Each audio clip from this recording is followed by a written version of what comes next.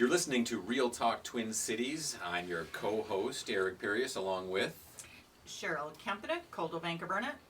On AM 1280 The Patriot, we're here every Sunday evening for all things real estate, 6 o'clock on Sundays, so stick with us. You know, we have an interesting Ask the Expert, I guess it's in the spirit of Halloween, regarding selling and whether or not you have to disclose a death. Or a murder, actually, was the question. If someone's been murdered in your home, are you obligated legally to disclose that, Cheryl? Boy, that's a great question, Eric. I actually just had this situation come up.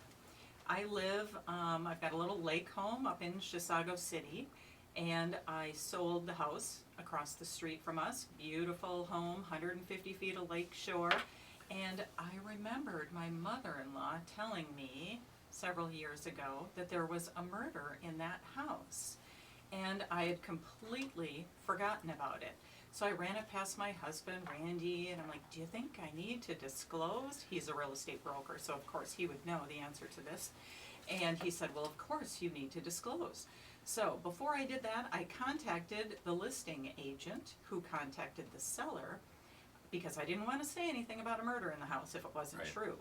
And their response was, well, there was an altercation and somebody did die, but nobody was convicted. Oh. So it wasn't actually a murder. And So it boils down to whether they're convicted or not. apparently so. Wow, So okay. I didn't disclose that there was a murder in the house. However, I did explain the story because I don't want to end up in any trouble if the buyers find out about this later. Right. But it is not required that the seller discloses if there's a suicide, accidental, or natural death. So they would need to disclose if there was a murder. But in this case, not a murder, no conviction. Wow, interesting. Well, we want to thank Brian for that question and Cheryl for her in-depth answer. You can never know too much, I guess, as a seller.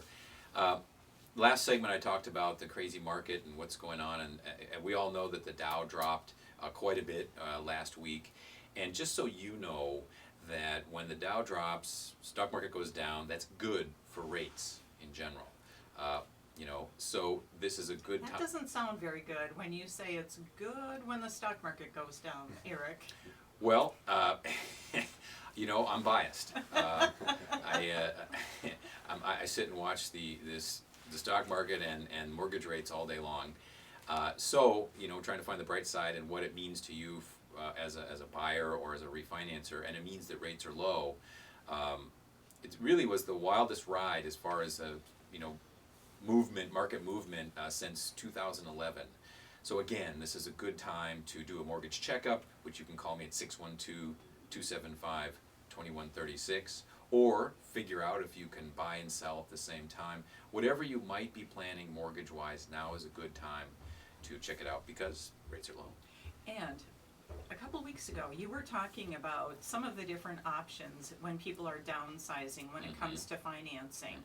And you've got all sorts of different programs. And I just want to mention one of my clients that was impacted by the stock market this week.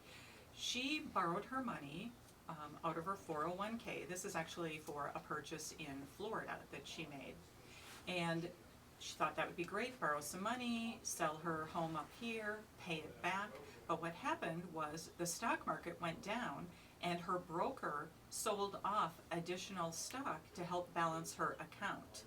Now, if she would have contacted a lender, like Eric the loan guy at Bell Mortgage, she might have opted for some other type of financing that wouldn't have cost her so much.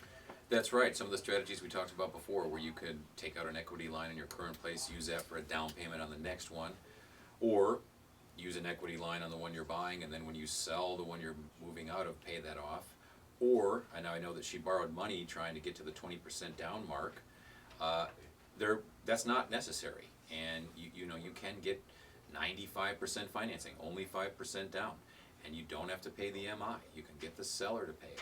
So these are strategies that are common, they're not tricky, and you just got to get a hold of me at 612-275-2136.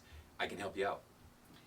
That's great. And the local agent team, Donna, Ryan, and I, all with Coldwell Banker Burnett, we are available to help you figure out which way to go, which neighborhoods that are the best spot for you.